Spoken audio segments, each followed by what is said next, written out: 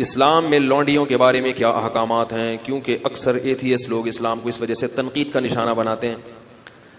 اسلام میں لونڈی کا تصور یہ ہے کہ پہلے زمانے میں جب جنگ ہوتی تھی تو جب دشمن کے مرد قتل ہو جاتے تھے تو اسلام نے عورت کو قتل کرنے سے منع کیا. جو عورتیں گرفتار ہو کے آئی ہیں اب آپ کے پاس یا تو ایک آپشن ہے کہ ان سب کو کیا کر دیں, قتل کر دیں, یا ایک آپشن آپ کے پاس یہ ہے کہ ان کی شادیاں کرا کے باعزت طور پر ان کو کیا بنا دیں, مسلمانوں کی بولو بھائی بیویاں بنا دیں, یا ایک آپشن یہ کہ ان سب کو کیا کر دیں, ایسے ہی چھوڑ دیں, جاؤ بھائی آزاد ہو. تم نہیں یاری بات میرا خیال ہے.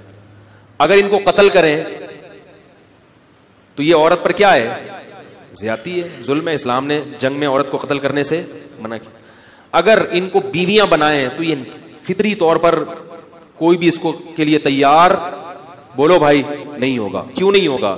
دشمن کی شکست خوردہ عورت کو کبھی بھی کوئی شخص بیوی بنانے کے لیے, بیوی پیرالل ہوتی ہے, آپ کے ہم پلہ ہوتی ہے. اسلام کوئی ایسا حکم نہیں دیتا جو نیچر کے خلاف ہو. آپ نے دشمن کو سے لڑائی کی, وہ آپ کے خون کے پیاسے تھے, ان کی عورتیں بھی مرد بھی, عورتیں بھی تو ان کے ساتھ لڑتی ہیں نا, یا اپنے شوہروں کو, اپنے جو مردوں کو اپریشیٹ کر رہی تھی. آپ نے زور اور طاقت سے اس دشمن کی پر قبضہ کیا, اب ان کی عورتوں کو اتنی عزت دے کہ اپنی بیوی بنا لیں, یہ عملی طور پر ممکن نہیں ہے. سمجھ میں نہیں آ رہی بات میرا خیال.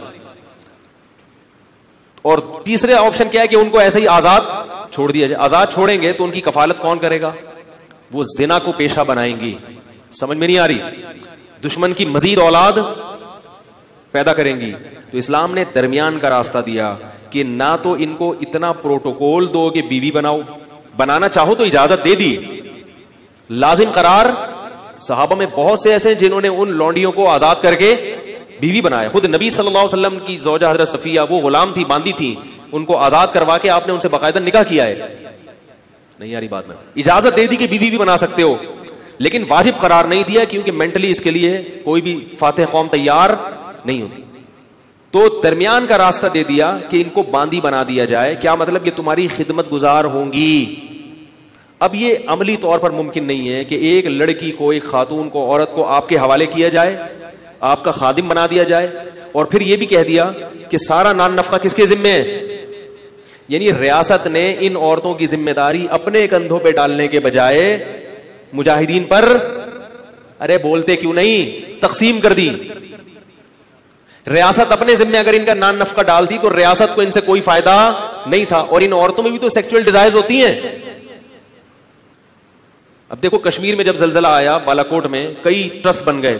میں اس وقت چیخ رہا تھا, حالانکہ میں بہت چھوٹا تھا اس وقت عمر میں چیخ رہا تھا کہ اس وقت مہم چلاؤ, یہ عورتیں جن کے مرد قتل ہو گئے یا بیچارے شہید ہو گئے ہیں زلزلے میں, ان کی شادی کا کوئی انتظام. سب سے بہتر عورت کی کفالت کا طریقہ کیا ہوتا ہے؟ کسی مرد کے حوالے کر دی جائے اور اس مرد پر اس کی ذمہ داری ڈال دی جائے اور اس مرد کے بھی مفاد اس سے وابستہ کر دیا جائے. لیکن ہمارے یہاں ان چیزوں پہ کوئی بات بھی کرے تو کیا ہوتا ہے, اس کو بیوقوف سمجھتے ہیں لوگ. عیدی سینٹر حل تھوڑی ہے ان مسائل کا. تو اسلام نے یہ نہیں کہا کہ ریاست ان کی ذمہ داری اٹھائے گی. اسلام نے کیا کیا, وہ مجاہدین پر اس کو تقسیم کر دیا اور باندی بنا دیا کہ تم اس کے مالک ہو. سمجھ رہے؟ اور اس مالک ہونے کا تم کیا فائدہ اٹھاؤ گے کہ یہ تمہاری خدمت کرے گی, اور یہ کیا فائدہ اٹھائے گی کہ اس کی ساری زندگی ذمہ داری بولو بھائی نان نفقہ کس کے کندھوں پر ہے؟ تمہارے کندھوں پر. تو اس سے بہتر صورت ممکن سوٹیبل کوئی صورت ہو ہی نہیں سکتی تھی. پھر اسلام نے اتنے حقوق دے دیے کہ مجاہدین کی باندی تو بنا دیا, تو اب یہ نہیں ممکن تھا کہ اسے سیکچوئل ریلیشن کو ناجائز قرار دے دیا جاتا, کیونکہ عملی طور پر ایسا ممکن کہ اس کو کہیں اور شادی سے بھی منع کر رہے ہیں آپ, اور آپ کے گھر میں بھی ہے وہ, اور آپ اس سے, اور اس میں بھی تو یہ اللہ نے خواہش رکھی ہے نا, اس کا بھی فائدہ ہے کہ مولا کو اس سے ریلیشن قائم کرنے کی اجازت دی جائے. اور پھر اس کے وہی احکام دے دیے جو نکاح کے ہوتے ہیں کہ کوئی اور مرد اس کو ہاتھ بولو بھائی. غیر مسلموں کے ہاں جو عورتیں جنگی قیدی ہوتی ہیں پبلک پراپرٹی بن جاتی ہیں. وہ اس کو تو دیکھ رہے ہیں کہ اسلام نے باندی بنایا, اس کو نہیں دیکھتے کہ ہم باندی نہیں بناتے مگر پبلک کی کیا بناتے ہیں, پراپرٹی بنا دیتے ہیں. اور اگر اس کو نہیں بناتے تو اس کی سیکچوئل ڈیزائر کا کیا حال ہے اگر آپ کے پاس؟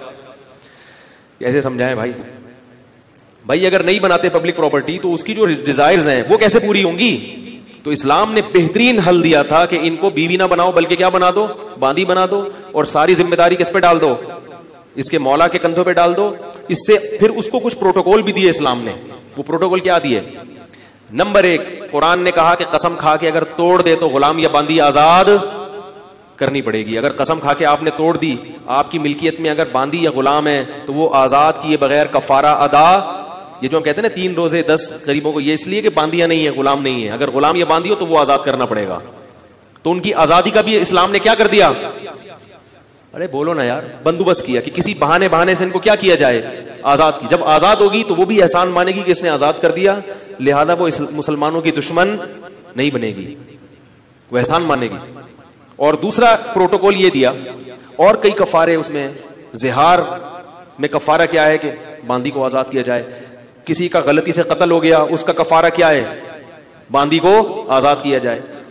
اور پھر ویسے بھی کہہ دیا کہ اگر کسی نے ایک دفعہ بھی زبان سے کہہ دیا کہ باندی آزاد ہے تو یہ ریورس نہیں ہو سکتا. مذاق میں کہہ دیا, نبی نے فرمایا مذاق میں کسی نے کہہ دیا, غصے میں کہہ دیا, جان کر کہہ دیا, لا طلاق ولا عتاق فی اغلاق, فرمایا طلاق بھی ہو جائے گی اور غلام بھی آزاد ہو جائے گا. طلاق میں تو رکھا 3 طلاقیں اور غلام آزاد کرنے میں 1 دفعہ. طلاق میں 1 طلاق کے بعد رجوع کا حق ہے, 2 کے بعد بھی ہے. غلام اور باندی میں رجوع کا حق نہیں. آ رہی بات. تبھی غیر مسلموں میں جنہوں نے اسلام کا وسیع مطالعہ کیا ہے وہ کہتے ہیں اسلام نے غلامی کو ختم کیا ہے, اسلام نے غلامی کو پروموٹ. اس زمانے میں سب غلام بنایا کرتے تھے, اسلام واحد مذہب ہے جس نے غلامی سے آہستہ آہستہ انسانیت کو آزاد کیا ہے. ایسے قوانین بنا دیے. اور پھر ایک پروٹوکول باندی کو یہ دیا کہ اگر مولا کی اس سے اولاد ہو گئی تو اب اس باندی کو فروخت نہیں کیا جا سکتا. مولا کے مرنے کے بعد یہ باندی, بولو بھائی, آزاد ہو جائے گی. نہیں یاری بات میرا, اگر اس سے اولاد ہو گئی آپ کے تو اب یہ باندی بالآخر آزاد ہو جائے گی. یہ پروٹوکول دے دیا اس کو. اور ایک عقد مکاتبت کی ترغیب دے دی قرآن نے کہ غلام یا باندی سے یہ عقد کیا جائے گا کہ اگر تم نے اتنے پیسے کما کے مجھے دے دیے تو تم کیا ہو, آزاد ہو. اور پھر حکم دیا مسلمانوں کو کہ جو غلام اپنے مولا کے ساتھ یہ ایگریمنٹ کر لے اس کے ساتھ کیا کرو, تعاون کرو. اس کو زکات کا پیسہ بھی دیا جائے گا, اس کے ساتھ تعاون کیا جائے گا تاکہ یہ مولا کو اتنے پیسے دے کے اپنی کیا کرے. نہیں یاری بات میرا خیال ہے, جان چھڑائے. صحیح ہے. یہ پروٹوکول غیر مسلموں کے ہاں نہیں ہے. تو بس سرسری دیکھتے ہیں اسلام میں باندیاں بھی ہیں, لونڈیاں بھی ہیں, غلام وہ بھی ہیں. تو ہیں جن تفصیلات کے ساتھ ہیں وہ تفصیلات, اس سے اس زمانے کے شکست خوردہ قوموں کو عزت ملی ہے. پھر مسلمانوں میں جو باندیاں بڑے بڑے عہدوں پر فائز, یعنی علم کے لحاظ سے بڑے بڑے مقام پر فائز ہوئی ہیں, کیونکہ جب آپ کو پتا ہوتا ہے میری ہے تو پھر اس کی وجہ سے آپ کی عزت ہے. آپ کو پتا ہے یہ غلام میرا ہے, جتنا پڑھا لکھا ہوگا عزت کس کی ہوگی, میری. اس لیے مسلمانوں نے اپنے غلاموں کو پڑھایا لکھایا, تعلیم دلائی تاکہ ہماری عزت ہو معاشرے میں. بڑے بڑے محدثین غلام گزرے ہیں, سمجھ رہے ہو. نافع عبداللہ بن عمر کے غلام تھے, بخاری اور مسلم کے بہت بڑے راویوں میں سے, اسلاف میں ان کا تذکرہ ملتا ہے. بخارا اور سمرقند سے قید ہو کر آئے تھے. بخارا جب روس میں لڑائی ہوئی تھی نا, صحابہ کرام کی فوجیں گئی تھی, یہاں سے گرفتار کر کے ان کو لایا گیا. عبداللہ بن عمر کے غلام بنے اور بخاری اور مسلم کے راویوں میں سے بہت بڑے محدث, بہت بڑے حدیث کے امام. کہاں سے لائے اور کیا بن گئے. یہ ہو گیا لونڈیوں والا. آج کل لونڈیاں نہیں ہیں کہیں بھی, کہیں آپ کسی ماسی واسی کو لونڈی سمجھنا شروع کر دیں. لونڈیوں کا سسٹم کیا ہو گیا. اچھا یہ بھی یاد رکھو, لونڈی سے سیکچوئل ریلیشن جب قائم کرنا جائز تھا کہ جب وہ اسلام قبول کر لے, یا وہ عیسائی یا یہودی ہو. اگر وہ عیسائی نہیں ہے, یہودی نہیں ہے, یا مسلمان نہیں ہوئی تو پھر اسے سیکچوئل ریلیشن کی اجازت, کیونکہ جیسے اہل کتاب سے ہی نکاح حلال ہے تو ایسے ہی باندیوں میں بھی ریلیشن صرف اہل کتاب یا مسلمان باندی سے تھا. جو مجوسی اور آگ کی پوجا کرنے والے, ان سے ریلیشن کی اجازت بولو بھائی نہیں تھی.